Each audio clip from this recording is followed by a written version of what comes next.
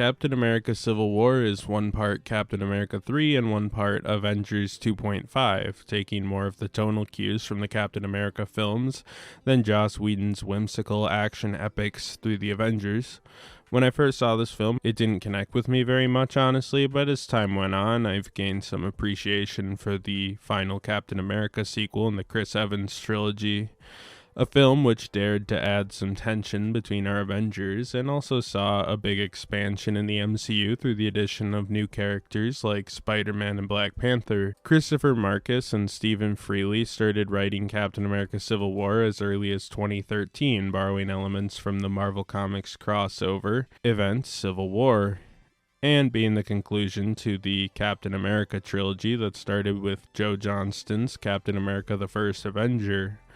Following the release of Captain America the Winter Soldier in 2014, the Russo brothers got some good clout in the Marvel offices. I remember at the time especially, people were calling The Winter Soldier one of the best superhero films ever, and while I don't know if I would go that far, it was pretty unanimously considered a pretty quality film, and thus naturally the Russos were brought back for a third entry in the Captain America trilogy. The film was designed to work as basically an epilogue and part 2 of The Winter Soldier, being more connected to The Winter Soldier than the standalone First Avenger, with a lot more Winter Soldier integration while also acting as an introduction to Marvel's third and most technically ambitious phase to their rapidly growing MCU franchise. Of course, with this, Chris Evans returned to star, and Sebastian Stan and Anthony Mackie were also brought back on, being his co-stars in the last film. Though additionally, most of the Avengers cast was brought back in significant roles, bar Mark Ruffalo as Hulk and Chris Hemsworth as Thor. Black Panther was added to a major role, introducing him for his upcoming film as portrayed by Chadwick Boseman. And in a somewhat surprising twist at the time, Spider-Man was set to appear, played by Tom Holland. Big fan of Spider-Man. Yeah, we'll talk about it later. Hey, everyone. Good job. At this time, Marvel in film was a very divided entry cinematically. The X-Men and Fantastic Four were at Fox, Universal had the Hulk, and Spider-Man was at Sony. Marvel had to sell off their biggest characters' film rights in the early 2000s, since back in the 90s, after a big comic book industry boom that was brought on through a collector's market, the industry went back on a downswing when people realized they couldn't get rich off a $2 comic book, and Marvel was starting to near bankruptcy. Their option was basically auction off their IPs piecemeal to survive or sell the company.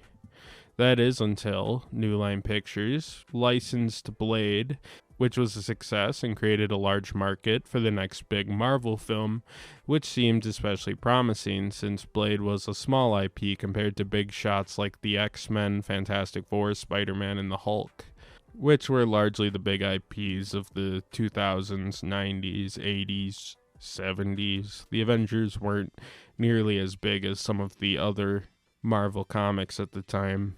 Now, early on in the MCU, Universal, perhaps slightly foolishly, allowed the Hulk into the MCU back when Marvel was independent and was being distributed through Paramount, Universal putting up money for Hulk and holding shared creative control while keeping the profits. Paramount, who was just a distributor in Phase 1 in place of Disney, didn't really care, or at least not enough to strong-arm Universal, and thus Incredible Hulk was made by Universal, but could also be put in films through the MCU's Avengers and whatever else. Well, Marvel made the films for every other character and put them out through Paramount. Pretty easy. However, when Incredible Hulk bombed and when Disney bought Marvel, they didn't want to help Universal, least of not when they had basically untethered control over Hulk in films that were not his own. Thus, Hulk stars in everything but his own films in the MCU after The Incredible Hulk. I mention this because Sony Pictures had a big email leak around the time of Amazing Spider-Man 2, ironically, dropping the same year as The Winter Soldier. That film did well enough commercially, but was critically absolutely panned, setting up too much and basically being widely lampooned by the film community for Sony's planned tie-in movies, which included things like an Aunt May film and a Sinister Six film, something they pretty much proudly announced at the time. Spider-Man spin-offs would eventually happen, But add to this a sudden falling out with Spider-Man star Andrew Garfield over tardiness and illness, keeping him off press tours, and Sony, who were already sweating, basically fired him and set out to find a replacement. Sony Pictures proposed a deal with Marvel and Disney, who frankly had it all, critically and commercially beating their films, and Fox's ongoing X-Men films, creating a deal like the Hulk deal, but smarter for Sony, so Disney couldn't, for lack of a better term, fuck them over the way they did with Universal.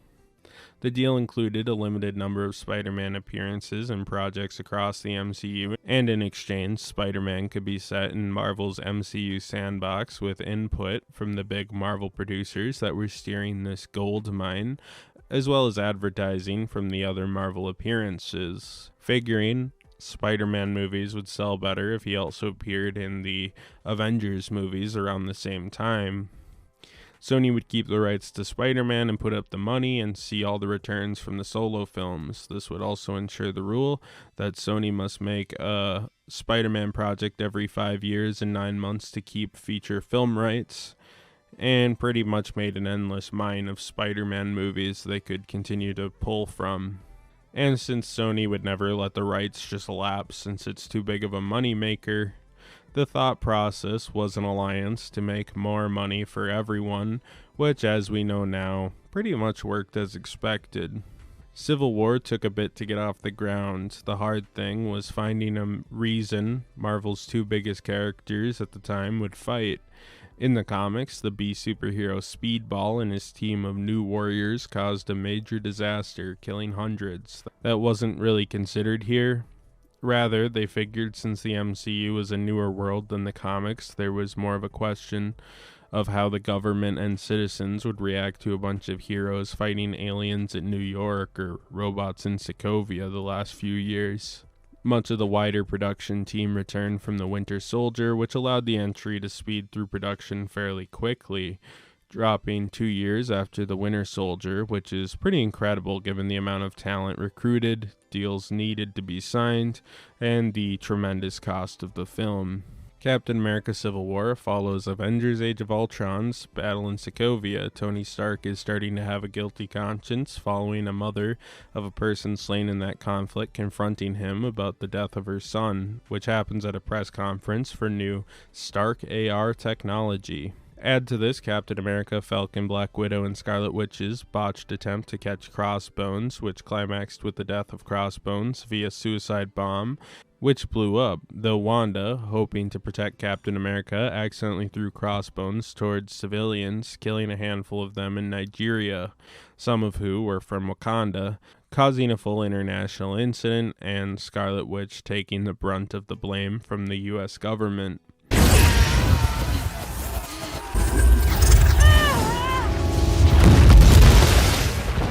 General Ross calls a meeting with the Avengers where he proposes the Sokovia Accords, a plan which would see the Avengers working directly with a UN advisory council. Tony Stark is immediately on board, wanting to ease his guilty conscience and unsure if it is fair to the people of the world that they have no accountability. Captain America disagrees, believing they would be sucked into bureaucracy, which is easily corrupted. See the Winter Soldier, where S.H.I.E.L.D. was heavily infiltrated by Hydra agents. The film dissolves into deliberations on this matter, eventually climaxing at a UN meeting where a bomb goes off, killing many people, including King T'Chaka, King of Wakanda, leaving his son T'Challa, the new king, and also in search of revenge against who they think did it, the Winter Soldier. Anyhow, Steve wants to talk to the Winter Soldier, who is an old friend, Bucky, and finds him, convincing him that Bucky wasn't responsible. But now, the UN, namely T'Challa the Black Panther, and Tony's guys are after them as they unravel a conspiracy created by Baron Zemo to try to clear the Winter Soldier's name.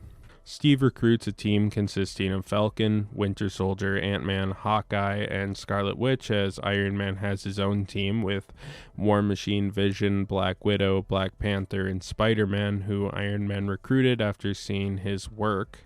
Anyhow, Tony tracks down Steve and they fight.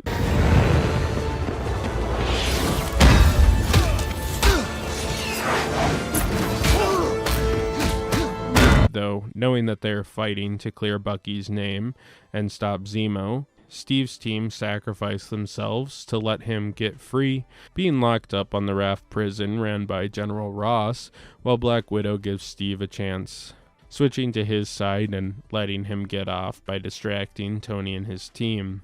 Captain America and Bucky track Zemo, though Iron Man learns the error of his ways on the raft, realizing that Bucky was not behind everything, and that Ross basically is a weirdo who just wanted to use heroes as a weapon or lock them up in this weird prison.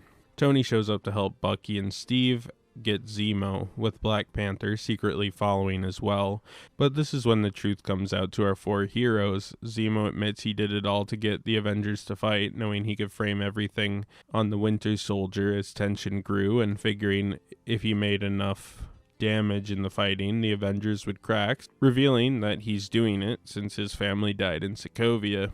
Tony and Steve are all good till it is revealed, while under mind control in the past, Bucky as the Winter Soldier killed Tony's parents, leading to a battle between the heroes and Bucky as Black Panther confronts Zemo, who has a conversation with him.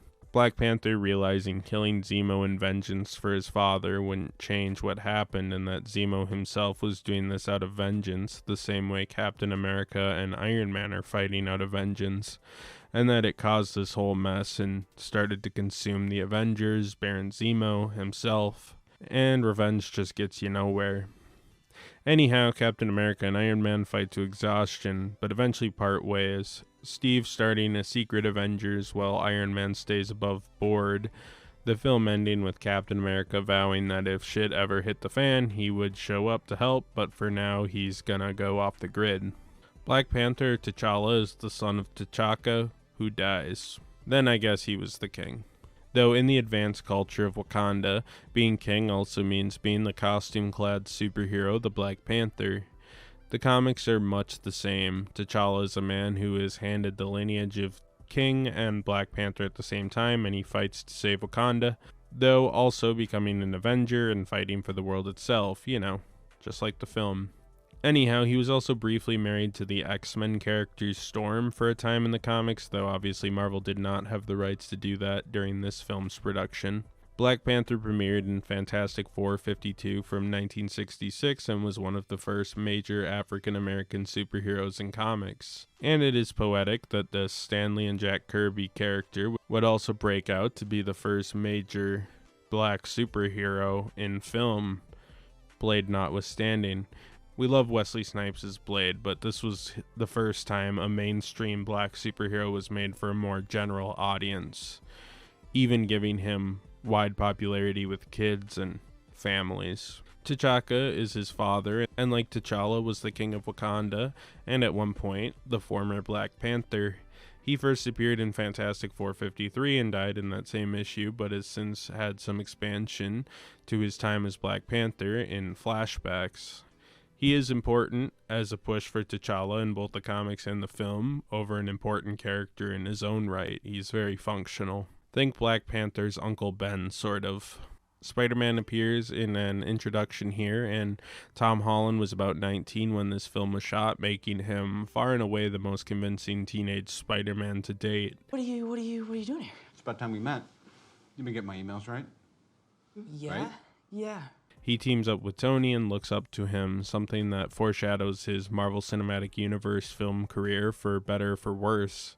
The biggest thing that changes is his quick recruitment to the Avengers and into the wider Marvel Universe. In the comics, Peter first appeared in Amazing Fantasy 15 and was largely in his own little corner of the Marvel Universe, occasionally having a team-up in the 60s, teaming up a little more commonly in the 70s, but never joining the Avengers roster until 2005's New Avengers added several long-shot characters, including Spider-Man, to the team's roster. In fact, early on in Amazing Spider-Man Annual 3, being offered a chance to join the Avengers, but turning his back, wishing to be a solo hero and not playing very well with others. Here they had him in the MCU and they were going to take advantage of it, and Spider-Man plays very well with others. And by that I mean he hasn't had a single film since he joined the MCU that hasn't been a crossover. May Parker first appeared in Amazing Fantasy 15 with Spider-Man and was a nice old woman who basically had one foot in the grave and was on the edge of death. In the film, she kept getting younger and younger until here they have Melissa Tomei as a young, hot, and single Aunt May that Tony really wants to bang. Anyhow, she is the same role as normal in a general sense, Peter's loving aunt and mother figure, though it changed a bit from the comics, which in fairness has never been overly consistent with Aunt May. Baron Helmut Zemo is a long-term Captain America villain who first appeared in Captain America 168 from 1973, being the son of Heinrich Zemo, a Nazi enemy of Captain America that was introduced in Avengers 4 from 1964, which was also Captain America's reintroduction into the comics after a brief hiatus. Helmut follows in his father's roots in the comics and becomes a new enemy of Captain America. In the comics, Zemo is quite a bit different. Here he has a somewhat tragic origin where his family was killed during the Battle of Sokovia, leading to him becoming a villain, hoping to unravel the Avengers, but you kind of get why. In the comics, when his father dies, he just picks up his dad's work, taking the identity of Phoenix at first, before shifting into becoming the modern Baron Zemo. Everett Ross is in this film, and why didn't they just change his last name? I don't know. It gets a bit confusing when you also have General Ross, no relation. In both the comics and the film, he has a close relationship with T'Challa of Wakanda, featuring in the Black Panther films as well. He first appeared in Kazar Volume 317 from 1998, and Kazar is a weird character, but we don't really got to talk about him, so whatever. This film has 2 new Iron Man suits, and since I'm weird, I like talking about them. The Mark 46 is Tony's new suit from the film and is based on the Model 37 from the comics, also known as the Bleeding Edge armor, which is notable for having several arc reactors throughout it, and I always thought this suit looked pretty slick, so I liked that they translated it into film where I think it looks pretty solid. This suit was from the short-lived Heroic Age initiative, first appearing in Invincible Iron Man Volume 225 from 2010. War Machine Mark III also first appeared here, and is Rhodey's new armor that he wears when he joins the Avengers full-time following Age of Ultron. This one looks cool, kind of gives him a sleeker look, but still that kind of tankier Iron Man vibe, if that makes any sense. The War Machine armors are all pretty vague adaptions. I haven't been able to match this to a comic book counterpart specifically. Captain America, or Steve Rogers, is the lead of this film, hence the film concluding his trilogy, and he starts the film leading the Avengers against Crossbones as a well-oiled machine. Though as that goes south and the Sokovia Accords are introduced, he starts questioning his civil liberties and those of the other superheroes, believing they should have autonomy over how their abilities are used. He opposes the Sokovia Accords for 2 primary reasons. One, because of the recent events of Winter Soldier, showing that government agencies like S.H.I.E.L.D. can be corrupt or corrupted and doesn't want his powers in the wrong hands. And second, because he believes bureaucracy will slow down response time. So if a Battle of New York happened again and they had to wait weeks, days, hours, or even minutes to act, millions of people could potentially die. This is added in difficulty when the UN attack happened and T'Chaka was killed with his best friend from World War II, Bucky, or as we knew him in the previous film, Winter Soldier, is framed. Though since he wasn't convinced that Bucky actually did it, this brings him to blows with Iron Man. Eventually, after that was cleared up and turned out to be Stark's AR technology, he still defends Bucky for having his back from day one when Iron Man attacks him in vengeance over Bucky, when mind-controlled in the past, killed his parents. There's also a slight air of resentment for Iron Man not believing him and turning his back on him during the battles over Bucky and the Sokovia Accords earlier in the film. In the end, Steve Rogers strips himself of the Captain America mantra, no longer believing in America in a way that he still wants to wear his very American costume. And because Iron Man was holding the fact that his father made the shield over his head as well, which kind of pissed him off. My father made that shield.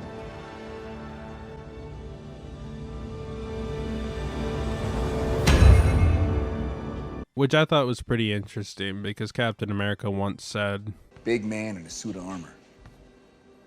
Take that off. What are you? Proving Captain America could still be that guy, shield or not. He doesn't really need it. He does at the end tell Tony if shit hits the fan, he'll be out there, but he went underground. Iron Man is having a tough go at it. It is briefly addressed how he quit being Iron Man at the end of Iron Man 3, a send-off for the character that didn't stick for very long, and the fact that he is again Iron Man and again building suits pushed away Pepper Potts. On top of that, he is the hero most affected by the death and destruction that happens on their mission. While they do a lot of good, the few deaths they do have weigh on his conscience.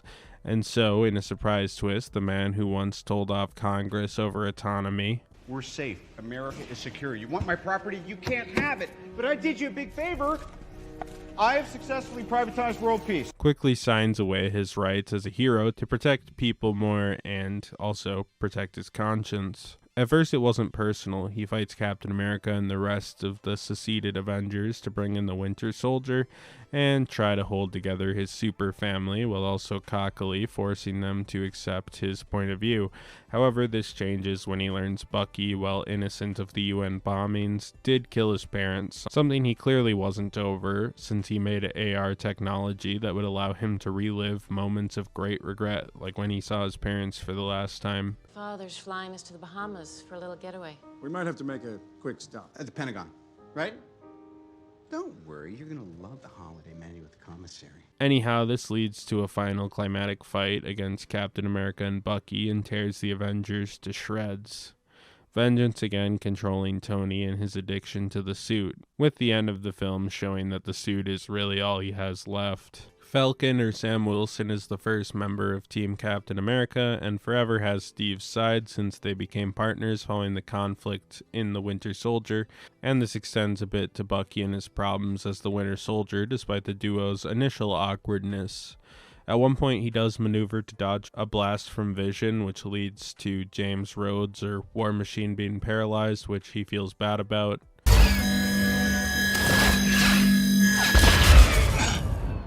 That's kind of it for him.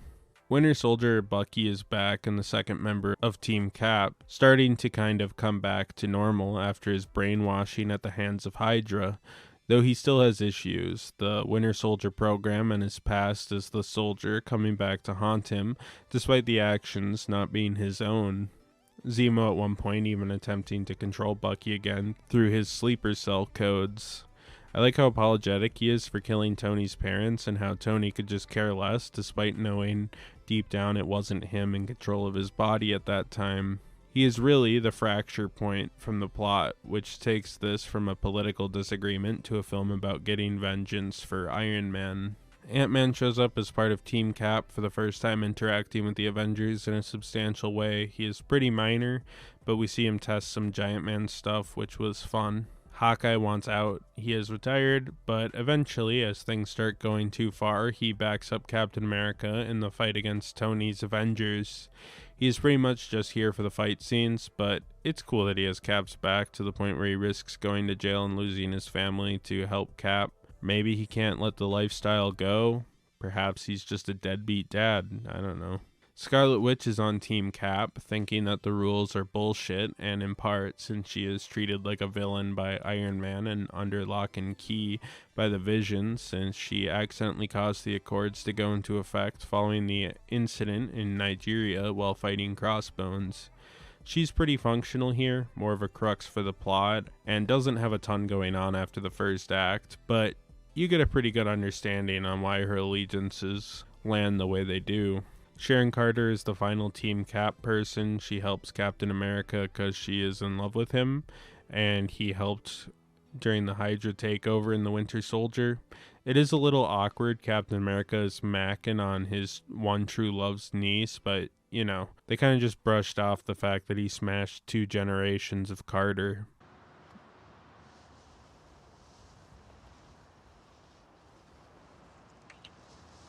Good on him, I guess.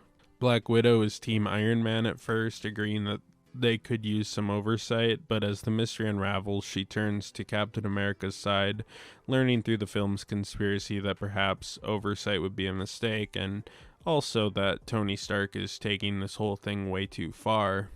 War Machine is Team Iron Man since they go way back, but he's also a soldier and kind of trusts the government to give them orders the way he got them in his pilot days. He ends up paralyzed after an accident, but Tony makes him cyber legs, so it's all good, I guess. Vision and Wanda start getting close since Vision shows her some compassion, but that becomes smothering when Iron Man tells him to ensure she doesn't leave the Avengers compound, which pisses her off. He eventually joins the final battle, and he accidentally shoots War Machine when trying to shoot the Falcon, who dodges the attack, to the chagrin of Iron Man.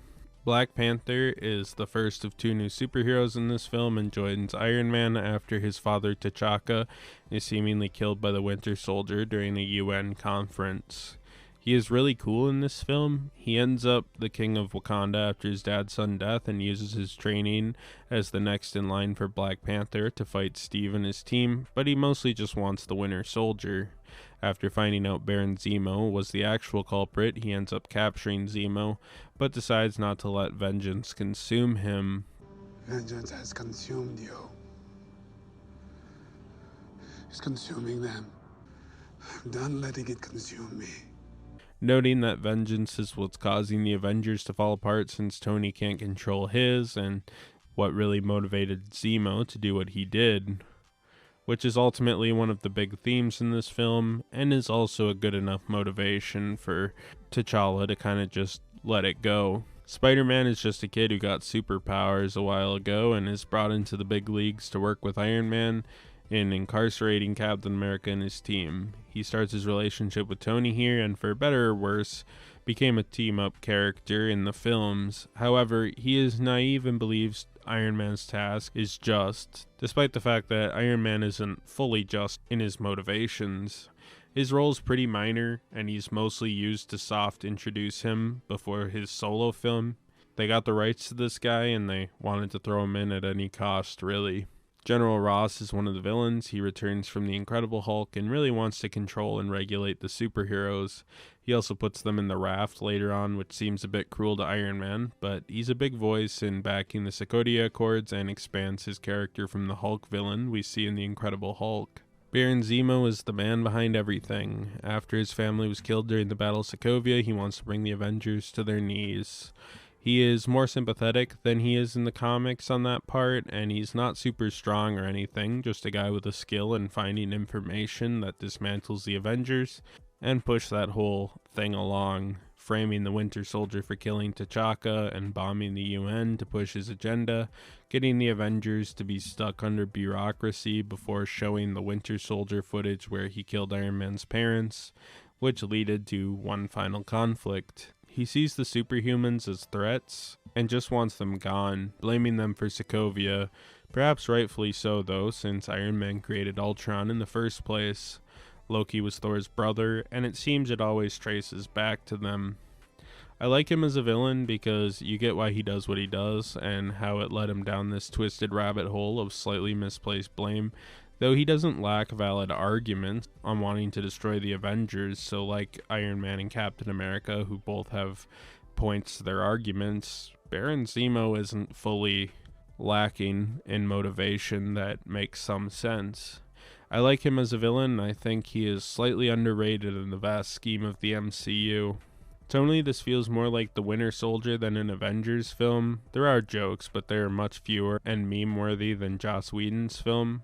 I also feel the stakes more. Joss Whedon made some lighthearted Avengers movies with films like Winter Soldier, Iron Man 3, forced to fill in the gaps on how this affects our characters. There's virtually no character arcs in those first 2 Avengers movies. I think this is an effective follow-up to the arc of Iron Man 3 and Winter Soldier simultaneously, and you see the pros and cons of both Captain America and Iron Man's stance on the Sokovia Accords. Even Zemo has some points, making it hard to point the finger at who is to blame for everything as well, and I think the argument by design is kind of hard to really jump into.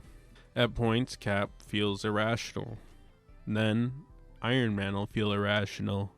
You think Zemo is evil, but after hearing his story, you get why he was drawn to his mission, and it's just kind of a giant mess, which I think was the point.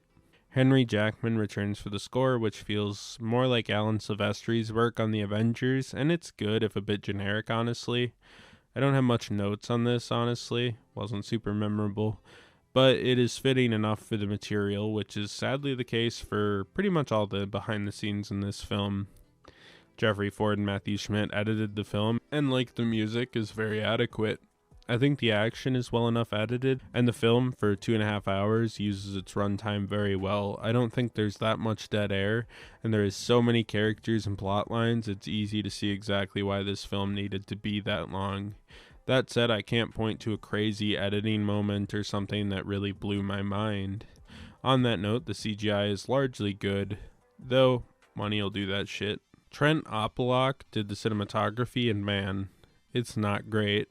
It's highly desaturated and just too faded, as was the style of the mid-2010s and late 2000s, but we have lots of colorful characters fighting in a boring airport that looks washed and lacks the pull of the colorful comic books it's coming from. I think it's a hard balance in film, trying to be a bit more grim and grounded, and also have these colorful characters, but there's plenty of films that pull it off. It works well in scenes like Zemo waterboarding a retired Hydra agent, or Steve, Sam, and Bucky underground trying to build a team to counter Iron Man, but for the most part, it's just kind of boring to look at in those action scenes and the scenes where everybody's all suited up and you would think would be pretty colorful and exciting looking. Now, don't get me wrong, this film shoots what needs to be shot, and it does it very clearly, but I was never really impressed with it, honestly. This guy is known for this film and the Russo's other 2 Avengers movies, along with the Neil Blomkamp films like District 9, and honestly it shows. I think he learned his lesson a bit for the Avengers films. I think those look a lot better in terms of trying to adapt the comic book look and feel to the screen than this film does, but yeah, this film's just a little too washed. I don't love it. The film has 2 end credit scenes, one that teases Infinity War and Black Panther with a glimpse at Wakanda, and Bucky going into stasis as T'Challa and his guys look into how to remove Bucky's sleeper cell codes, and the other showing Peter Parker trying to explain to Aunt May why he has an injury without being exposed as Spider-Man, which tonally teases Spider-Man Homecoming and Aunt May and Peter Parker's relationship in that film. The film has some Disney digital actor replacements to show a younger Tony Stark in the AR world. This kind of has the fact that it isn't real as an excuse, and Robert Downey Jr. is in the film and approved of this, making it less creepy than, say, Peter Cushing's Grand Moff Tarkin in Rogue One when Peter Cushing had been dead since 1994. I mention that example all the time when I think of digital de-aging and replacing an actor's face, because it's just so weird to me, and I'm a fan of Peter Cushing's work. I don't really need to go on this rant right now, but that absolutely pissed me off then and now. Honestly, I'm cool with making a digitally de-aged Tony Stark over making a CGI zombie, which I find reprehensible in many ways. And honestly, if you tried to recast Robert Downey Jr., it would have been really hard, and also, this looks marginally better than some of the digital de-aging from around the time, but still looks weird and creepy. And 9 years on from this film's release, it does look pretty dated. There's a short film attached to this, Team Thor Part 1, a short by Taika Waititi, who eventually did Thor Ragnarok, but this is kind of inspired by his work on the film and eventual television show for What We Do in the Shadows, both of which are absolutely amazing, by the way. Anyhow, we see Thor with his normal roommate Daryl hoping to get a call from one of the teams of Avengers, Captain America or Iron Man, and frankly, he doesn't care which. He meets with Bruce Banner in this, making this effectively not canon, since in Avengers Age of Ultron, Hulk takes off, leaving the planet to put him in place for Thor Ragnarok, but canon or not, it's fun and well done and essential for Avengers and What We Do in the Shadows fans, and I happen to be a fan of both, so this was pretty cool for me. This film has a tie-in comic that tells abridged versions of Captain America the Winter Soldier and Iron Man 3 to get readers up to speed, in case they got too lazy to watch those movies, but for some reason went to the comic book store and bought a comic book adaptation of those movies so that they could read it quick before they went to this movie in the theater. That's the only target audience I can really fathom for this, but I'm guessing they just sold this to people who were hyped for the movie who just said, oh, okay, and then never touched that comic book again. Captain America Civil War came out the same year as Batman v Superman Dawn of Justice and is basically in every way a better film, but is also a comparable film. It introduced new heroes like BVS. It's our two biggest heroes fighting head-to-head like BVS. But where it differs is the relative simplicity and easier to relate themes while also being far less bloated. I think it's worth noting, with that said, BVS is far more memorable than this film. Now granted, it's memorably very bad, but it's really unique. I do feel Civil War is part of the era we kind of are still in, where these films start really blending together, and I think that's just a symptom of the cinematic universe and trying to create consistency within that. Anyhow, I really enjoyed this film, and it's clear why the team would largely come back to create the Infinity War duology, taking over the Avengers films from Joss Whedon after his departure. I also think it's cool that they took the Civil War story and vibe and ended up changing it to better fit the MCU while also cutting down on the senseless edginess I think the Mark Millar comic got a bit lost in at times. See my retrospective on that on my channel in my comic book playlist if you're interested. Regardless, I think it's a pretty solid movie. Civil War crossed the $1 billion line, making $1.15 billion on a reported budget of $250 million and bringing the Captain America series to a close with a strong box office pull. It landed with a 75 out of 100 on Metacritic and a very solid 90% on Rotten Tomatoes, largely being well received. As I mentioned, the Russo brothers and much of their crew would not leave the MCU after concluding the Captain America series. Instead, they'd return to put together the third and fourth Avengers films, taking over from Joss Whedon, and we'll get to those eventually at the end of this series.